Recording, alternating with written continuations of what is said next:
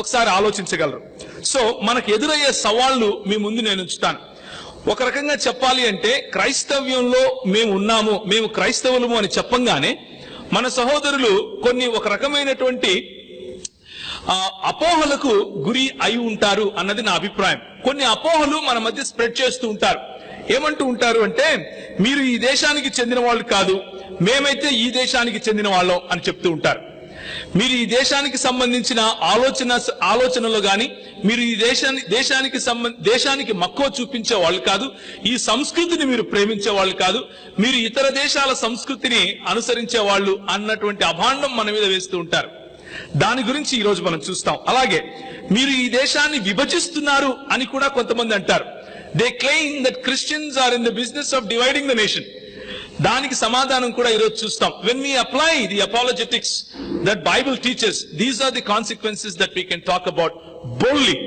మనం ధైర్యంగా బైబిల్ నమ్మిన సిద్ధాంతంలో ఏ విధంగా దేశాన్ని కడుతున్నాం అన్న విషయాన్ని చెప్పగలుగుతాం. అలాగే మీరు బ్రిటిష్ వారు తెచ్చిన మతాన్ని పొందారు, మేము ఈ దేశ వాసులం అని చెబుతూ ఉంటారు. దీనికి సమాధానంగా కూడా కొన్ని విషయాలు మనం చూడబోతున్నాం. మీకు దేశభక్తి లేదు, మేమేమో దేశం కోసమే మా జీవితాలను సమర్పిస్తున్నాం అంటూ బొంకే వాళ్ళు కూడా మన ముందు కనిపిస్తూ ఉంటారు.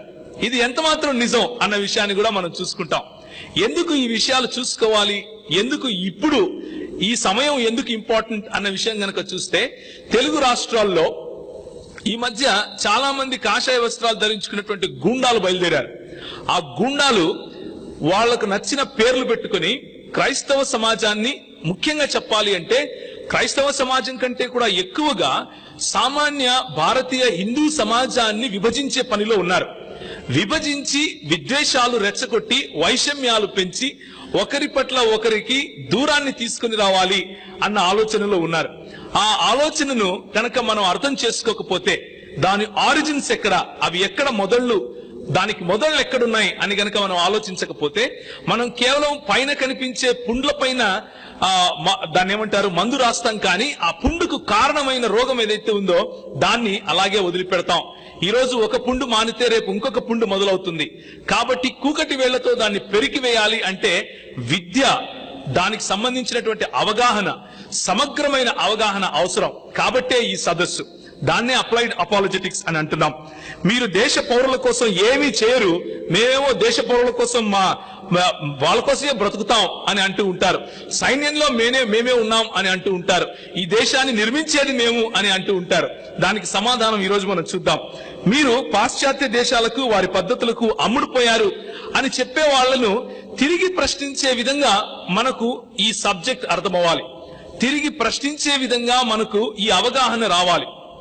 ఈ భారత భూభాగం అంటే ఆఫ్ఘనిస్తాన్ ప్రాంతం మొదలుకొని ఇటువైపు దాదాపు బర్మా, మ్యాన్మార్ వరకు, తూర్పు పడమరలను మనం తీసుకుంటే ఉత్తర దక్షిణాలుగా పైన హిమాలయాల నుంచి క్రింద శ్రీలంక వరకు కూడా ఉన్న భూభాగాన్ని ఇక్కడ ఉన్నటువంటి మొహెంజోదారో, హడప్పా నాగరికతకు సంబంధించిన వాళ్ళు ఆక్రమించుకుని ఉన్నారు. అక్కడ 3000 సంవత్సరాల క్రితం నుంచి కూడా నాగరికత, సివిలైజేషన్ ఆఫ్ హడప్పా అని అంటారు. ఆ సివిలైజేషన్ ఆఫ్ హడప్పాకు దాదాపు 1200 క్రీస్తు పూర్వం 1200 సంవత్సరాల్లో వలస వచ్చిన వాళ్లను భరత అని పిలుస్తారు. వలస వచ్చిన వారు ఈ స్థానికులమైనటువంటి మనల్ని, అంటే నల్లటి చర్మం ఉంటుంది, మనకు రింగుల ఎంటుకలు ఉంటాయి, నుసుటలు పెద్దగా ఉంటాయి, ముక్కులు దిబ్బడగా ఉంటాయి, బాకినోర్లు వేసుకొని ఉంటాం. మనల్ని దాసులని, దస్యులని, రాక్షసులని పేర్లు పెట్టారు. మనల్ని వింధ్య సాత్పుర పర్వతాల క్రింది వైపుకు నెట్టివేశారు. ఇక్కడ ఉన్నటువంటి అటవీ ప్రాంతంలో మనల్ని త్రోసివేశారు. వీరినే ఆర్య సంస్కృతి ప్రకారం అతిశూద్రులని కూడా పిలిచారు. అంటే ఎందుకు ఆర్య సంస్కృతి అన్నాను అంటే, వారు ఆక్రమించుకున్న భూభాగాన్ని ఆర్యావర్తనం అని అన్నారు కాబట్టి. ఆ ఆర్యావర్తనంలో దాన్ని ఆర్యావర్తం అని కూడా అంటారు. ఆ ఆర్యావర్తం అన్నది ఆఫ్ఘనిస్తాన్ నుంచి నేను ఇంతకుముందు చెప్పినట్లుగా మ్యాన్మార్ భూభాగం వరకు, క్రింద వింధ్యా సాత్పుర పర్వతాల భూభాగం వరకు కూడా వారు ఆక్రమించుకున్నారు అని చెబుతుంది. ఆ తర్వాత అంటే చరిత్ర చెబుతుంది. ఆ తర్వాత 336 నుంచి 323 వరకు అలెగ్జాండర్ అనే వ్యక్తి గ్రీకు దేశం నుంచి మన దేశం పైన దండెత్తి వచ్చాడు. అప్పటికే ఆర్యులు మన దేశంలో వారి సంస్కృతిని విస్తరింపజేస్తూ వాళ్ళతో పాటు తీసుకొచ్చినటువంటి కుల వ్యవస్థను ఈ దేశం పైన, ఈ దేశ నాగరికుల పైన రుద్దారు. ఆ కుల వ్యవస్థ ఎలా వచ్చింది అన్నది మనం మళ్ళీ చూద్దాం. కానీ ఈ భూభాగం మాది అనే వాళ్లకు సమాధానంగా మీకు ఈ సమాచారం ఉపయోగపడుతుంది అన్న ఉద్దేశంతో ఈ సమాచారం ఇస్తున్నాను. ఈ భూభాగం ఎవడి అబ్బ సొత్తు కాదు, ఏ ఒక్కడు కొనుక్కుంటే వచ్చింది కాదు. ఈ భూభాగంలో స్థానికులంగా మనం ఉన్నాం. మన పైన రాజ్యం చేయటం కోసం వచ్చిన వాళ్ళ గురించి నేను చెప్తున్నాను. ఆర్యులు వచ్చారు, 336లో గ్రీకులు వచ్చారు, 324లో మౌర్య సామ్రాజ్యులు ఇక్కడి వారే ఆర్యులలో నుంచే కొంతమంది లేచారు. వారు గ్రీకులతో పొత్తు పెట్టుకుని, గ్రీకులు వాళ్ళతో పెళ్లిళ్లు చేసుకుని వారి పిల్లలకు క్షత్రియ నామకరణాలు చేశారు. క్షత్రియులుగా వాళ్ళను గుర్తించారు. స్థానికులమైన మనమేమో దాసులము, స్థానికులమైన మనమేమో దస్యులము, స్థానికులమైన మనమేమో రాక్షసులము, బయట నుంచి వచ్చిన గ్రీకు దేశస్థుడేమో క్షత్రియుడు అని ఆకర్షించే సంస్కృతి ఈ సంస్కృతి. ఎందుకు ఇలా చేశారు అన్నది మనం చూస్తాం. 272లో అశోక చక్రవర్తి పోనీ ఆయనేమైనా ఈ బ్రాహ్మణవాదాన్ని తీశాడా అని అంటే, మౌర్యులు గాని, అశోకుడు గాని, తర్వాత వచ్చిన శింగులు గాని, శాతవాహులు గాని వీళ్ళందరూ కూడా బ్రాహ్మణవాదంతో పాటు బౌద్ధ మతాన్ని కూడా స్వీకరించారు. బౌద్ధ మతాన్ని, ఇక్కడ మొదలైన బౌద్ధ మతాన్ని ఊచకోత కోసిన సంస్కృతి ఈ దేశంలో ఉన్న ఆర్యుల సంస్కృతి. వారిని తరిమి కొట్టిన సంస్కృతి. లక్షలకు పైగా బౌద్ధులను ఈ దేశం నుంచి, ఈ భూభాగం నుంచి తరిమి కొట్టినటువంటి సంస్కృతి. 40 క్రీస్తు శకంలో శకులు వచ్చారు. వాళ్ళు ఇంకెవరో కాదు, గ్రీకు దేశస్థులు ఆర్యులు కలవగా వచ్చినటువంటి వారు. వారి చేతుల్లో త్రిశూలాలు మనకు ఈ రోజు కూడా శిలా పలకాల మీద కనిపిస్తాయి. ఆ తరువాత కూషానులు వచ్చారు. కూషానులు మధ్య ఆసియాకు సంబంధించిన వాళ్ళు. కూషానుల తర్వాత పార్థినులు వచ్చారు. గొండో పార్థిను అనే ఒక రాజు పాలించినటువంటి సమయంలో తోమ మన దేశానికి వచ్చినట్లుగా మరి చరిత్ర చెబుతోంది. ఆ గొండో పార్థినుడి రాజు చేతిలో త్రిశూలాలు మనకు కనిపిస్తాయి. ఈ రోజుకు కూడా వారు చెక్కినటువంటి ఆ శిలాఫలకాలు గాని, వారి విగ్రహాలలో గాని త్రిశూలాలు కనిపిస్తాయి. మనకు కనిపించే త్రిశూలం ఇది మాది అని చెప్పుకునే వాళ్ళు నిజానికి బయట నుంచి తెచ్చుకున్నటువంటి, అరువు తెచ్చుకున్నటువంటి కాన్సెప్ట్స్ అని చెప్పడం కోసం మీకు ఈ మాట చెప్తున్నాను. 98లో కనిష్క రాజ్యం, 320లో చంద్రగుప్త మౌర్యులు, 609లో చాళుక్యులు వీరు బ్రాహ్మణిజాన్ని ఎక్కువగా ఇక్కడ ప్రోత్సహించారు. 985లో చోళులు, 1026 నుంచి కూడా ఇస్లామీ నేపథ్యం ఉన్న వాళ్ళు ఈ దేశం పైన దండయాత్ర చేశారు. అలా పోను 1498లో వాస్కోడిగామా వచ్చినప్పుడు క్రైస్తవ్యం వచ్చింది అని అపోహపడుతూ ఉంటారు. నిజానికి యూదా క్రైస్తవ సముదాయానికి ఉండవలసినటువంటి వేళ్లు ఎన్నో వందల సంవత్సరాల క్రీస్తు పూర్వం నుంచి ఉన్నాయి అన్నదానికి ఈ రోజు మనం రుజువులు చూస్తాం. నేను ఎందుకు ఈ మాటలు చెప్పాను మీకు అంటే, ఈ దేశం మాది, ఈ భూభాగం మాది అనే వాళ్లకు సమాధానం చెప్పటం కోసం. ఈ భూభాగం ఎవరబ్బ సొమ్ము కాదు.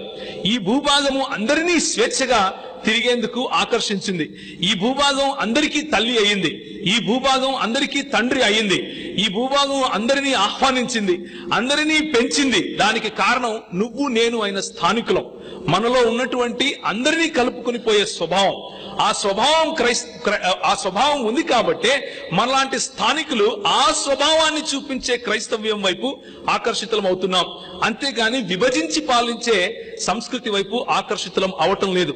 ఎందుకు అంటే స్థానికులమైన మనల్ని వారు నీచ చూపు చూశారు కాబట్టి. ఎవరు స్థానికులు, ఎవరు వేరేవారు అని తిరిగి ప్రశ్నించండి. ఆ ప్రశ్నించడాన్నే అప్లైడ్ అపాలజెటిక్స్ అంటాం. మనం నేర్చుకున్న సిద్ధాంతాన్ని ఒక ప్రశ్నారూపకంగా ప్రజల ముందు పెట్టాలి, వారికి మేల్కొల్పు తీసుకుని రావాలి. ఏంటి ఈ బ్రాహ్మణిషం, ఏంటి ఈ బ్రాహ్మణవాదం అని అంటే, ఇంతకుముందు బీబు చెప్పినట్లుగా బ్రహ్మ తల నుండి బ్రాహ్మణుడు, బ్రహ్మ భుజాల నుంచి క్షత్రియుడు, బ్రహ్మ ఉదర భాగం నుంచి వైశ్యుడు, బ్రహ్మ కాళ్ల భాగం నుంచి మరి శూద్రులు వచ్చారు అని చెబుతూ అతి శూద్రులుగా కొంతమందిని చెప్పులుగా చూపించారు. ఆ చెప్పులు శరీరంలో ఒక భాగం కాదు గాని కావాలన్నప్పుడు చెప్పులు వేసుకోవచ్చు, అవసరం లేనప్పుడు విడిచిపెట్టచ్చు అన్నటువంటి వారిని అతిశూద్రులు అన్నారు. వారినే స్థానికులుగా చేశారు. వారినే అతిశూద్రులనే అన్టచబుల్స్ లేకపోతే అస్పృశ్యులు అని అన్నారు. దీన్నే ధర్మం అని పిలిచారు. ధర్మం అంటే మనకు తెలిసినట్లుగా దాన ధర్మాలు చేయటం అంటే న్యాయంగా నడుచుకోవటం అని అనుకుండేరు. మనుధర్మశాస్త్రం ప్రకారము ధర్మం అంటే ఏమిటి అంటే ఉన్న ఈ 4 వర్ణ వ్యవస్థలో ఉన్నటువంటి ఈ 4 ప్లస్ 1 ఏంటి? అతిశూద్రులు. వారిని ఎవరిని ఎక్కడ ఏ స్థానంలో ఉంచాలో ఆ స్థానంలో ఉంచటమే ధర్మం. అలా యథా హి ధర్మస్య గ్లానిర్భవతి భారత అంటే ఈ భారత ఖండంలో ఎప్పుడెప్పుడైతే ఈ ధర్మము తగ్గిపోతూ వస్తుందో, ఎవరిని ఏ ప్రాంతంలో ఉంచాలో ఆ ప్రాంతంలో ఉంచకుండా ఎప్పుడైతే శూద్రులు పెరుగుతారో, అస్పృశ్యులు పెరుగుతారో, క్షత్రియుడు తన ధర్మం చేయడో, బ్రాహ్మణుడు తన ధర్మం మర్చిపోతాడో, అప్పుడప్పుడు నేను వస్తాను అని వారి భగవంతుడు చెప్పుకున్నాడు. ఇది వారి నీతి. దీన్నే ఏమంటారు అంటే విభజించి పాలించటం అంటారు. ఈ రోజు కాషాయ రంగు ధరించుకుని మన సమాజాన్ని విభజించే వాళ్ళు నమ్మే సూత్రాలు ఇవి.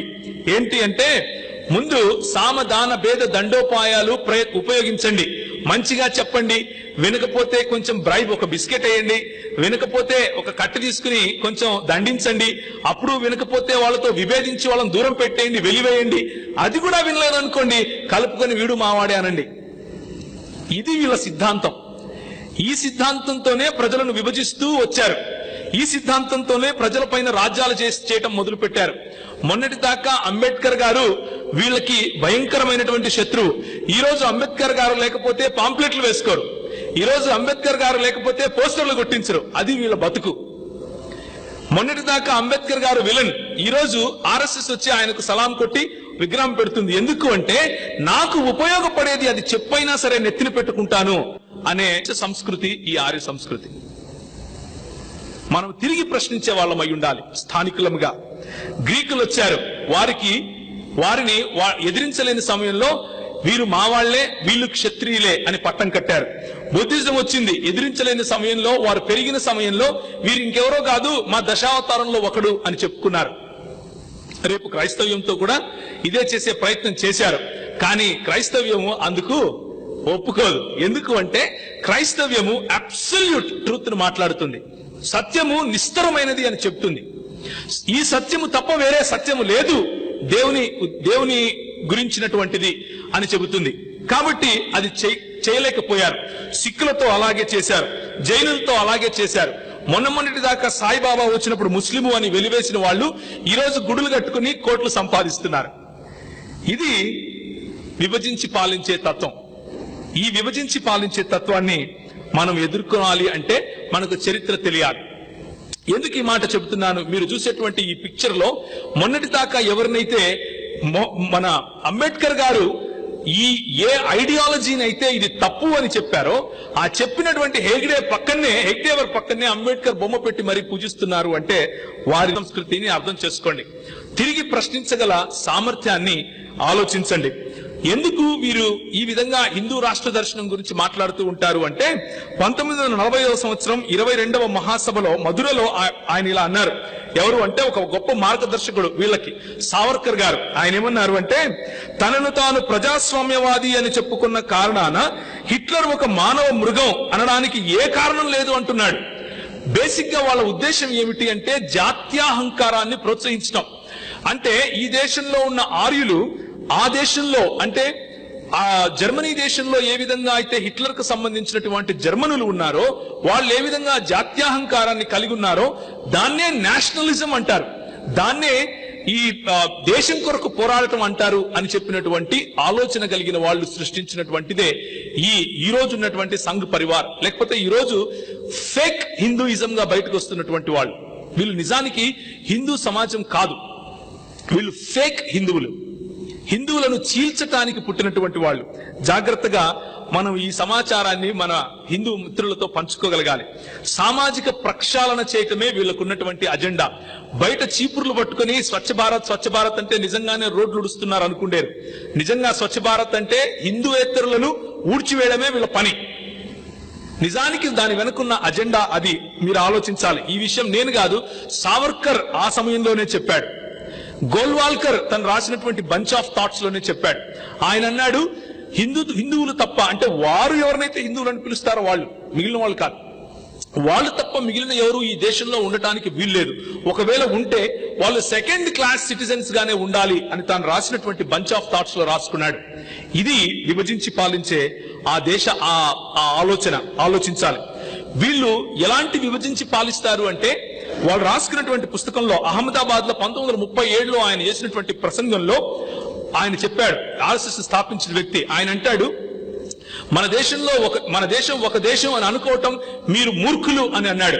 మన దేశంలో విభజించకుండానే 2 దేశాలు ఉన్నాయి అని హిందువేతరుల పైన విషం కక్కినటువంటి స్వభావం ఈ ఫేక్ హిందూయిజం ను సృష్టించిన వాళ్ళ ఆలోచన సరళి. జాత్యాహంకారమే వీరి మూలాలు. ఇక బ్రిటిష్ వాళ్లను మీరు బ్రిటిష్ వాళ్ళ సొత్తులు, బ్రిటిష్ వాళ్ళ తొత్తులు అని మనకు చెప్తూ ఉంటారు కదా. నిజానికి ఎవరు బ్రిటిష్ వాళ్ళ తొత్తులు అని ఆలోచిస్తే మనము దానికి ముందు యూదా క్రైస్తవ సముదాయం నిజానికి బ్రిటిష్ వాళ్ళు తీసుకొచ్చినటువంటి మతమా కాదా అని మనం ఒకసారి ఆలోచించి చూద్దాం. మరి బైబిల్లో మొదటి క్రానికల్స్ అంటే దినవృత్తాంతములు 29:4 అక్కడ లిస్ట్ కనిపిస్తా ఉంది మీకు. 2వ దినవృత్తాంతములు 8వ అధ్యాయము, అలాగే అన్నిటికంటే ముఖ్యంగా మొదటి రాజులు 9:28లో సొలొమోను సమయంలోనే ఈ దేశంలో నుండి లేకపోతే ఈ భూభాగాన్ని వారు ఓఫీరు అని పిలిచారు. ఓఫీరు అనే ఈ భూభాగంలో నుండి ముఖ్యమైనటువంటి స్పైసెస్ అంటే మన భూభాగంలో మాత్రమే దొరికే లవంగాలు, మన భూభాగంలో మాత్రమే దొరికే యాలకులు, అలాగే గోల్మిర్చి అంటాం కదా మనం, పెప్పర్, అలాంటి స్పైసెస్ ను ఈ దేశం నుంచి తీసుకొని వచ్చినట్లుగా, కోతులను ఈ దేశం నుంచి తీసుకొచ్చినట్లుగా, పికాక్ అంటే నెమళ్లను ఈ దేశం నుంచి తీసుకొని వచ్చినట్లుగా చరిత్రకారులు దాన్ని ధృవీకరిస్తున్నారు. ఈ రోజు సొలొమోను కాలంలోనే యూదా సముదాయము మన దేశంలోకి వచ్చి స్థిరపడింది అన్నది హిస్టారియన్స్ చెప్పే సత్యం. నువ్వు నేను ఈ రోజు మనం తెలుసుకోవటానికి చాలా సులువుగా హిస్టారియన్స్ కూడా క్రైస్తవులేం కాదు, ఈ దేశానికి సంబంధించిన హిస్టారియన్సే. కొచ్చిలో యూదులు స్థిరపడటం దాదాపు 3500 సంవత్సరాల క్రితం నుంచి కేరళలో కొచ్చిలో మరి యూదులు ఉండటం, అలాగే బొంబాయి ప్రాంతంలో బొంబాయి అన్న సిటీ పుట్టక ముందు నుంచి యూదులు అక్కడ ఉండటం మనం చూస్తాం. అలాగే బెనీ ఇస్రాయెల్ అనేటటువంటి వాళ్ళు మొఘల్ సమయంలో వచ్చినటువంటి యూదులు, వాళ్ళు అరబీ భాష మాట్లాడేవారు, పార్సీ భాష మాట్లాడేవారు. మొఘల్ సమయంలో వచ్చినటువంటి యూదులు మణిపూర్ ప్రాంతంలో, మిజోరాం ప్రాంతంలో ఉన్నటువంటి యూదులు, అంటే యూదా తెగల్లో నుంచి ఒక తెగ తప్పిపోయి వచ్చి అక్కడ సెటిల్ అయింది అని చెప్పటానికి జన్యురీత్యా అంటే జెనెటిక్ టెస్ట్ చేసి మరి నిరూపించుకున్నటువంటి వాళ్ళు ఈ రోజుకు ఆంధ్ర ప్రాంతంలో అంటే తెలుగు భాష మాట్లాడే యూదులు కూడా మనకు కనిపిస్తారు.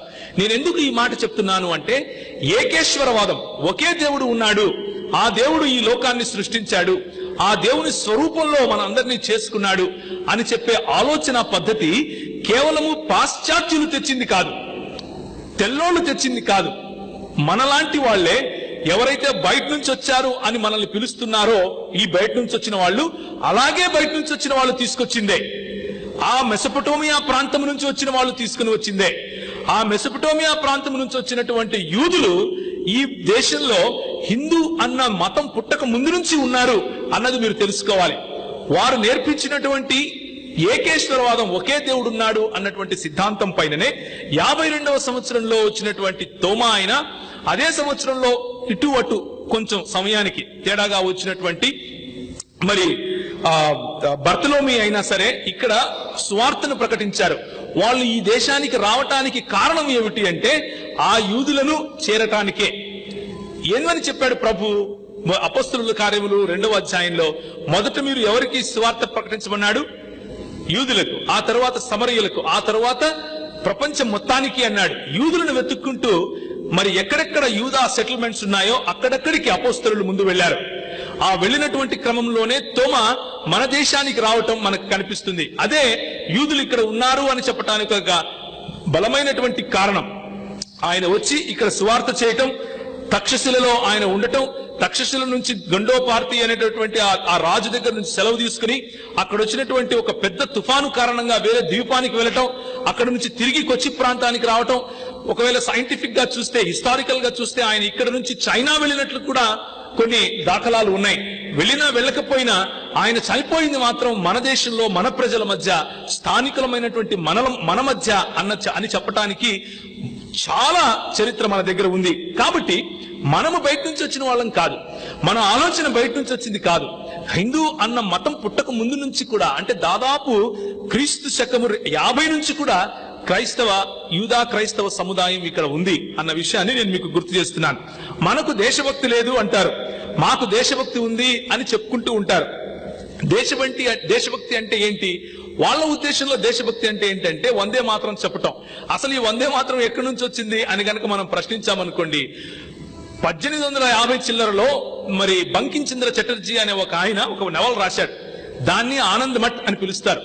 అందులో ముస్లింలు ఎక్కువ, అంటే హిందువులు ఎక్కువగా ముస్లింలు అయిపోతున్నారు అని బంగాల్ ప్రాంతంలో హిందువులు ఏం చేశారు అంటే వందే మాత్రం అన్నటువంటి నినాదంతో దుర్గను పూజించేవాళ్ళు. ప్రతి గ్రామానికి వెళ్లి మీరు మీరు మీరు ఎవరిని పూజిస్తారు, శివుణ్ణి పూజిస్తారా లేకపోతే హరిని పూజిస్తారా అని అడిగి, ఒకవేళ దుర్గను పూజిస్తారా అని అడిగి ఎవరైతే పూజించారో వాళ్లను ఊచకోత కోశారు ఆ నవల ప్రకారంగా. ఆ సమయంలో వారు పూజ చేస్తూ వాళ్ళు చెప్పినటువంటి నినాదమే వందే మాత్రం అనే నినాదం. అయితే ఈ శక్తైట్లు అంటే శక్తిని పూజించే వీరు ఈ మహారాష్ట్ర ప్రాంతానికి వచ్చే వరకు వీళ్ళు మాత్రం శక్తిని పూజించే బ్రాహ్మణులు కాదు. కాబట్టి వీళ్ళేమన్నారు అంటే వందే మాత్రం అంటే దుర్గను పూజించినట్లు అవుతుంది, అది మన మతానికి సంబంధించింది కాదు, కాబట్టి భరతమాతగా చేసేద్దాం దీన్ని అని నిర్ణయించారు. ఇది వందే మాత్రం వెనకుండే హిస్టరీ. అది మనం ఈ రోజు అనకపోతే ఎవరమంట? దేశభక్తి లేని వాళ్ళమంట. ఇది విభజించి పాలించడంలో వాళ్ళకున్నటువంటి ఇంకొక రూల్. దేశభక్తి అంటే కాషాయ జెండాకు మొక్కటమా అని మనం ప్రశ్నించాలి. ఎందుకు అంటే ముందు చూస్తాం. దేశభక్తి అంటే రాజ్యాంగాన్ని గౌరవించకపోవటమా అని మనం ప్రశ్నించాలి. ఎందుకు అంటే మీరు చూద్దురు గాని బ్రిటిష్ వారిని కూడా పొగిడే సంస్కృతి ఇది. ఎందుకు అంటే వాళ్ళు రాసినటువంటి ఒక పుస్తకంలో వాళ్ళు రాసుకున్నారు, without British rule there is no chance of resurgence of Hindu dharma అని పబ్లిక్ గా పుస్తకం రాసుకున్నారు. ఈ రోజుకు కూడా లైబ్రరీలో అందుబాటులో ఉంటుంది. అంటే వీరు హిందూయేతరులు ఈ దేశంలో ఎవరైతే ఉన్నారో వారిని ఎదిరించలేని క్రమంలో బ్రిటిష్ వాళ్లను కూడా ఆశ్రయించగల సంస్కృతి. మేము దేశభక్తులం అని చెప్పుకునే వీళ్ళు ఈ రోజు పింగళి వెంకయ్య గారు మనకు త్రివర్ణ పతాకం ఇస్తే, భారత్ జాతీయ జెండా ఇస్తే, ఆ జెండాను మనం ఈ రోజు సెల్యూట్ కొట్టాలి అని మనకు హితబోధలు చేస్తూ ఉంటారు.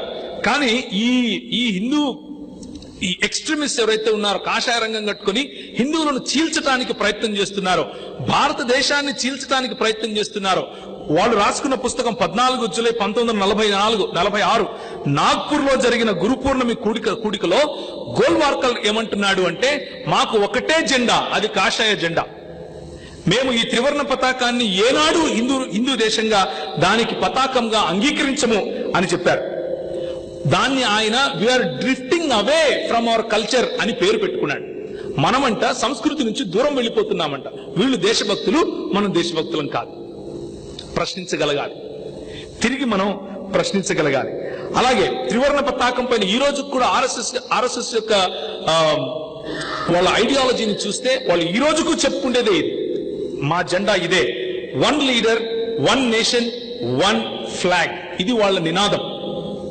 ఆ ఫ్లాగ్ ఏంటి అంటే కాషాయ రంగు కట్టుకున్నటువంటి ఫ్లాగ్. ఆ జెండా కింద ఎన్నైనా పేర్లు పెట్టుకోండి మీరు, నో ప్రాబ్లం. కానీ జెండా మాత్రం ఏమై ఉండాలి? కాషాయ రంగే. ఇది వాళ్ళ ఆలోచన సరళి, వాళ్ళ ఆలోచన పద్ధతి. మనం చాలా అప్రమత్తంగా ఉండాలి. వీళ్ళు రాజ్యాంగాన్ని గౌరవిస్తాము అంటున్నారు. వీళ్ళు రాసుకునే 1940 మద్రాసు నగరంలో 1350 మంది ఆర్ఎస్ఎస్ కార్యకర్తలు ఉన్న సమయంలో గోల్వాల్కర్ ఇచ్చినటువంటి మాట ఇది. ఆర్ఎస్ఎస్ ఒక పతాకం చేత, ఒక నాయకుని చేత, ఒక సిద్ధాంతం చేత ప్రేరేపింపబడి ఈ గొప్ప దేశం యొక్క ప్రతి మారుమూల ప్రాంతాల్లో హిందుత్వం అనే మంటని రగిలిస్తుంది అన్నది వీళ్ళ ఆలోచన. హిందుత్వం అనే మంటను రగిలించాలి, ప్రజలను చీల్చాలి, ప్రజలను అనగదొక్కాలి. ఇది రాజ్యాంగాన్ని గౌరవించడం అవుతుందా? మన రాజ్యాంగం ఇదే చెబుతుందా? కాదు. మారణ హోమం చేయటమే ఈ సంస్కృతికి ఉన్నటువంటి ఆలోచన. ప్రతి ఒక్కరిని చంపాలి, విద్వేషాలు రెచ్చగొట్టాలి, నాశనం చేయాలి, చీల్చాలి, విభజించి పాలించాలి. ఎందుకంటే అందరూ కలిశారు అంటే బ్రాహ్మణవాదంలో నాకున్న శక్తి పోతుంది. అందరూ కలిశారు అని అంటే ఈక్వాలిటీ వస్తుంది. అంబేద్కర్ గారు ఒక మాట అంటారు, ఏమంటారు అంటే, ఒక సామాన్య బ్రాహ్మణవాదం నమ్మే వ్యక్తికి వేరే వ్యక్తి మంచి ఉద్యోగాలు చేస్తే ఇబ్బంది లేదు, వాళ్ళు డబ్బులు సంపాదిస్తే ఇబ్బంది లేదు. కానీ ఇబ్బంది ఎక్కడొస్తుంది అంటే, నాతో వాడు సమానం అవుతాడు అన్న ఇబ్బంది వస్తుంది. నాతో వాడు సమానం ఎలా అవుతాడు? నేను దేవుని తల నుంచి వచ్చాను కదా, నేను దేవుని భుజాల నుంచి వచ్చాను కదా, నేను దేవుని పొట్టలో నుంచి వచ్చాను కదా, వీడేమో కాలు కదా, వీడేమో చెప్పులు కదా అని చెప్పే సంస్కృతి ఇది. పోనీ ఎప్పుడైనా సరే దేశం కోసం జైలుకి వెళ్ళారాయా మీరు అని అడిగి చూడండి, ఎవ్వడు వెళ్ళలేదు. ఒకే ఒక్కసారి సావర్కర్ వెళ్ళాడు, అది కూడా వేరే కారణం చేతి వెళ్ళాడు. వెళ్ళిన తర్వాత ఎన్నిసార్లు క్షమాభిక్ష పెట్టండి, నేను బ్రిటిష్ పౌరసత్వం కలిగి బ్రిటిష్ వాళ్ళకు సేవ చేస్తాను అని లెటర్లు రాశాడో హిస్టరీకి తెలుసు. ఏనాడు వీళ్ళు దేశం కోసం పోరాడిన వాళ్ళు కాదు.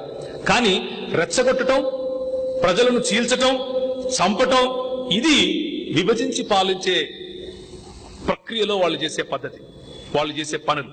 మనం జాగ్రత్తగా అప్రమత్తంగా ఉండాలి. డిసెంబర్ 6, 1947లో ఇదే జరిగింది. సర్దార్ వల్లభాయ్ పటేల్ గారు ఈ ఆర్గనైజేషన్ ని, ఆర్ఎస్ఎస్ అనే ఆర్గనైజేషన్ ని బహిష్కరించారు. ఇది దేశానికి ముప్పు అని చెప్పారు. ఈ రోజు ఎవరైతే వాళ్ళను బహిష్కరించారో వాళ్ళది విగ్రహం పెట్టి వీడు మావాడే అంటున్నారు. మీకు తెలుసో తెలియదు, ఈయన మావాడే అని పెద్ద విగ్రహం పెడుతున్నారు. అందుకే సామదాన భేద దండోపాయాలు, ఏది చెల్లకపోతే నువ్వు మావాడే. చాలా జాగ్రత్తగా మనం ఉండాలి. మీరు ఈ దేశ పౌరుల కోసం ఏమీ చేయలేదు, మేము మాత్రం గొప్పగా చేశామంటున్నారు. నిన్న ఒక ఆయన చెప్తున్నాడు, ఒక ఆసుపత్రికి ఒక కుంటి వ్యక్తి వెళ్ళి, నేను నిన్న ఒంగోలులో ఉంటే ఆయన చెప్పాడు సాక్ష్యం. ఆయన తెలిసిన వాళ్లకు ప్రార్థన చేసి వస్తూ ఉంటే అక్కడ ఉన్నటువంటి ఈ గుండా, ఒక ఆయన ఈ కాషాయ రంగు గుండా వచ్చి ఆపి, నువ్వు ఎందుకు వచ్చావు, ఎవరిచ్చారు పర్మిషన్ అని అడిగితే, పర్మిషన్ ఎందుకండి, మాకు తెలిసిన వాళ్ళకి వచ్చి మేము ప్రార్థన చేసుకోవడానికి మీకేంటి ఇబ్బంది అంటే, మేము ట్యాక్సులు కట్టి ఇది కట్టించుకున్నాం అంటున్నాడు. అంటే మనం కట్టమా ట్యాక్సులు? మనం సంపాదించమా? మనం ఇచ్చేది ట్యాక్స్ కాదా? మనం ప్రశ్నించే స్థాయికి ఎదగాలి. సాంప్రదాయ ముసుగులో వాళ్ళు చేసిందేంటి దేశానికి? మాతృమూర్తికి మరణ వేదన ఇచ్చారు. కనిపించిన స్త్రీకి, మీకు తెలుసో తెలీదో, కొన్ని విషయాలు చెప్పేటప్పుడు మన స్త్రీలు ఇక్కడ ఉన్నారు, మీరు దయచేసి దీన్ని తప్పుగా అర్థం చేసుకోకండి. ఉన్న చరిత్రను మీ ముందు చెప్పే ప్రయత్నం చేస్తున్నాను, అంతేగాని తప్పుగా అర్థం చేసుకోకండి. సతీ సహగమనం ఎక్కడి నుంచి వచ్చింది? పాశ్చాత్యులు తీసుకొచ్చారా? మీరు తీసుకొచ్చారా? దేవుడు నరుణ్ణి నారిని సమానంగా చేశాడు అని బైబిల్ చెప్తూ ఉంటే, సర్వమానవ సౌభ్రాతృత్వము బైబిల్ నేర్పిస్తూ ఉంటే, నారి లేకపోతే స్త్రీ నరుని కంటే చిన్నది, తక్కువ స్థాయికి చెందింది, నరుడు చచ్చిపోతే వాటితో పాటు ఇది చచ్చిపోవాలి అని చెప్పే సంస్కృతిలో మేము దేశానికి ఏం చేశామని అడుగుతున్నారు. ఎవరండి సతీ సహగమనం ఆపింది? కేరళలో పైవస్త్ర ధారణ చేస్తే ఈ రోజుకు తప్పు. మదురైలో ఈ రోజుకు కూడా, మొన్న 2016లో కలెక్టర్ గారు పేపర్ స్టేట్మెంట్ ఇచ్చారు. ఏమని అంటే, 17 మంది మదురైలో ఉన్నటువంటి బాలికలు 16 నుంచి 22 సంవత్సరాలు ఉన్నటువంటి వాళ్ళు ఒక మేల్ ప్రీస్ట్ అంటే ఒక పూజారి ఎదుట బట్టలు లేకుండా ఉండాలి 15 రోజులు, పై వస్త్రం లేకుండా. పై వస్త్రం ఉంటే వాళ్ళు లోపలికి రావడానికి వీల్లేదు. సర్వే చేసిన వాళ్ళు ఉన్నారు. 1999 నుంచి 2010 వరకు చేసిన సర్వేలో, అదే మదురైలో ఉండే ఒక గ్రామంలో బయటికి గనక ఈ బ్రాహ్మణులు గాని క్షత్రియులు గాని వస్తే పై వస్త్రం తీసేయాలి మన స్త్రీలు. ఇలాంటి సంస్కృతి ఉన్న మీరు దేశానికి ఏం చేశారని మమ్మల్ని అడుగుతారు. మనం ప్రశ్నించగలగాలి. అందుకనే ఈ తీర ప్రాంతం, కేరళ గాని, తమిళనాడు గాని, ఒరిస్సా గాని, ఆంధ్రప్రదేశ్ గాని, ఈ తీర ప్రాంతంలో ఉన్నటువంటి వాళ్ళు బెంగాల్ వరకు కూడా పై వస్త్రం లేకుండా జీవించారు. మీకు తెలుసో తెలీదో, మొన్నటి వరకు కూడా పై వస్త్రం లేకుండా జీవించారు స్త్రీలు. పురుషులైతే ఒక గోచి బట్ట ఇంత ఉండేది తప్ప వేరేది పెట్టుకుంటే వాళ్ళ పిరుదులు కోసేవాళ్ళు. మీకు తెలుసో తెలీదు. గోచి బట్ట కట్టుకున్నటువంటి ఒక శూద్రుడు పెద్ద కులం వాడితో కలిసి కూర్చుంటే పిరుదులు కోసేవాళ్ళు. ఇది క్షత్రియ ధర్మం అని చెప్పేవాళ్ళు. ఈ ధర్మం చెప్పేవాళ్ళు దేశానికి మీరేం చేశారు అని మనల్ని ప్రశ్నిస్తారు. మనమేం చేయలేదు అని అనుకుంటూ ఉంటాం. ఎవరండి అది ఆపింది? ఆడవాళ్లకు స్కూల్ కట్టింది ఎవరు? ఆడవాళ్లను సమానంగా కూర్చిపెట్టింది ఎవరు? శూద్రులకు చదువు నేర్పింది ఎవరు? ఈ ఏ ఏ ఏ ఏ ప్రాంగణంలో అయితే మనం కూర్చుని వింటున్నామో ఇది 1850 సంవత్సరంలో కట్టాం. వీళ్ళు 1850 ప్రాంతంలో ఇది కట్టారు, ఈ సంఘాన్ని. ఇక్కడ స్కూళ్లు కట్టారు. 1700 చిల్లరలోనే కో ఎడ్యుకేషన్ స్కూళ్లు కట్టారు. మనధర్మం మానవ హక్కులను కాలరాస్తే క్రైస్తవ్యము మానవ హక్కుల కోసం పోరాడింది. క్రైస్తవ మిషనరీలు మానవుల కోసం, భారతదేశంలోని ప్రజల కోసం పోరాడారు. మనకు సమయం లేదు కాబట్టి కొంచెం ముందుకు వెళతాను. ఒక చిన్న విషయం మీరు తెలుసుకోవాలి. శివాజీ అనే ఒక రాజు, మీకు అందరికీ తెలిసిన వారు, ఛత్రపతి శివాజీ గారు మహారాష్ట్ర ప్రాంతంలో ఉండి ముస్లింలకు వ్యతిరేకంగా పోరాడారు. ముస్లింలు వచ్చి ఈ దేశంలో ఉన్న వారిపైన మతోన్మాదం చేసిన సమయంలో శివాజీ గారు ఒక శూద్రుడు అయి ఉండి బ్రాహ్మణ క్షత్రియ వాదానికి సంబంధించిన వాడు కానకపోయినా వారి కోసం నిలబడి పోరాడాడు. నిలబడి విరోచితంగా పోరాడి తన ప్రాణమైనా సరే అర్పిస్తాను అని వారిపైన విజయం సాధించిన తర్వాత ఆయన శూద్రుడు అన్న ఒకే ఒక్క కారణం చేత ఆయనకు పట్టం కట్టలేదు. నాకు పోరాడటానికి మాత్రం నువ్వు ముందుండాలి సైనికుడిగా, చచ్చిపోయినా పర్వాలేదు, నువ్వు గొప్పోడివి, కానీ నువ్వు నా పైన రాజువుగా ఉంటే మాత్రం నేను ఒప్పుకోను. ఇది సంస్కృతి నేర్పించేది. చివరికి ఆయన ఒక 11,000 మంది బ్రాహ్మణులకు ఉచితంగా భూమి ఇవ్వాల్సి వచ్చింది.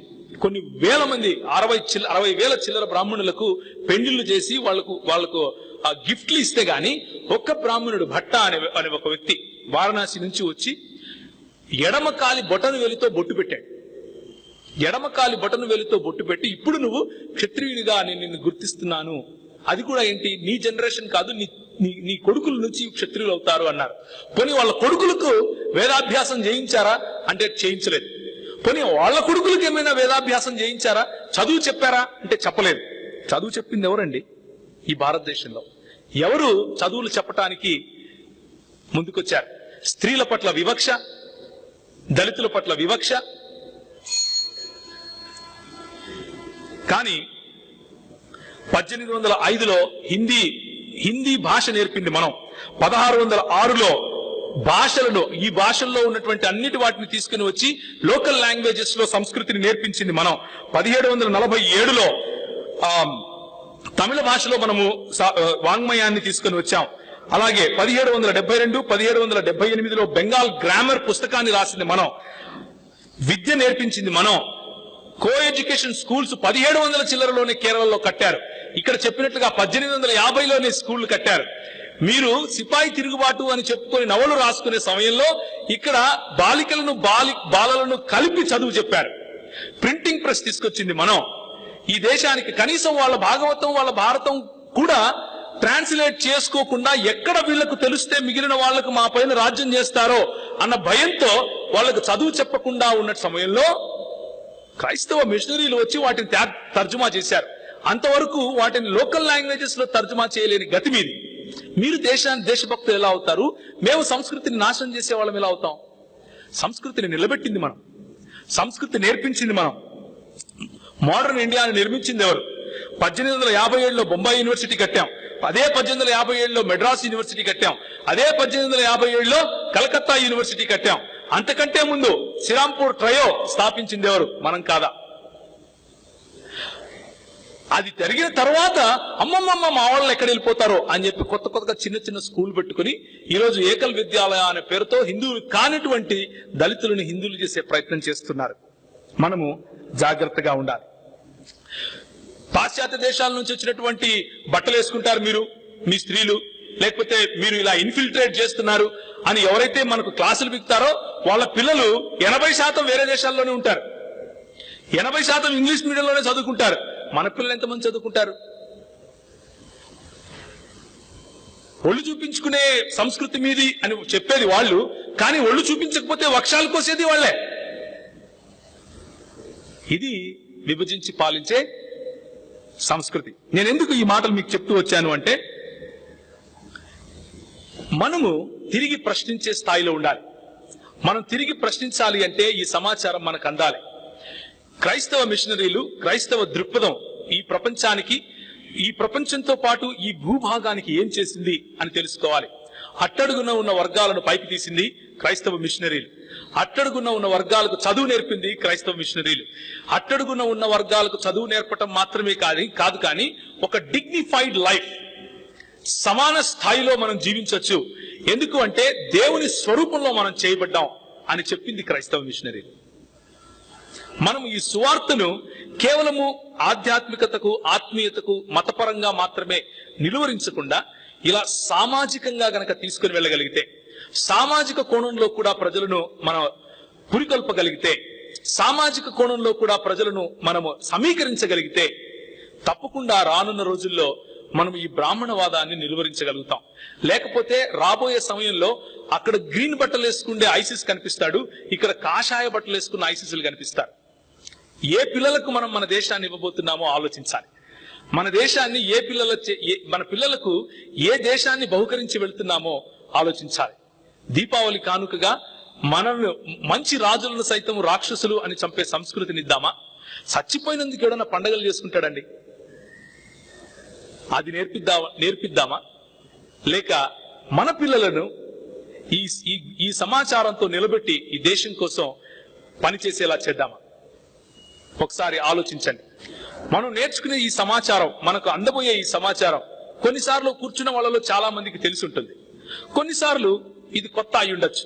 అయితే ఈ సమాచారము రెచ్చిపోవటానికి కాదు, ఉప్పొంగటానికి కాదు, కనిపించిన వాళ్ళను కనిపించినట్లుగా ప్రశ్నించడానికి కాదు, సంయమనం పాటించి శాంతియుతంగా మన సమాజం కోసం పనిచేయటం కోసమే ఈ సమాచారం. తలలు వంచుకుంటే ప్రార్థన చేసుకుందాం.